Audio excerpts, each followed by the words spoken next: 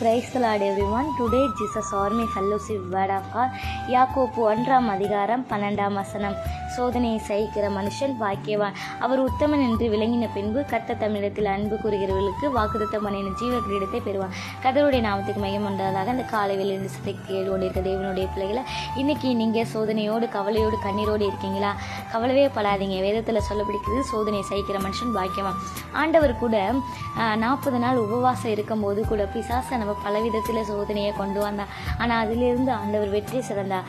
அதே போல் நாமளும் இந்த உலகத்தில் இருக்கிற வரைக்கும் நமக்கு போராட்டம் உண்டு.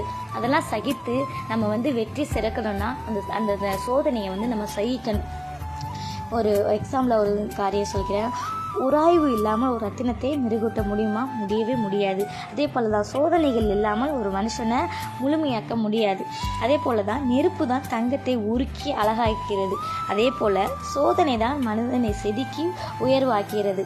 ஒரு மண்பாண்டத்தை உருவாக்கணும்னா அது வணையணும். அப்போ வணைஞ்சாதான் ஒரு மண்பாண்டம் வரும். அதே போல் தான் நம்ம கஷ்டப்பட்டால் தான் நம்மளால் ஒரு நல்ல இடத்துல போக முடியும்.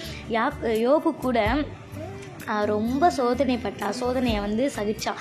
பிசாசு ரொம்ப சோதனை கொடுத்தான். ஆனால் அவன் ஏசப்பா அந்த விசுவாசத்தை நம்பிக்கையில் அவன் உறுதியாக இருந்ததுனால அவன் இருபரிவான ஆசீர்வாதங்களை பெற்றுக்கொண்டான். நாமளும் அப்படி இருக்க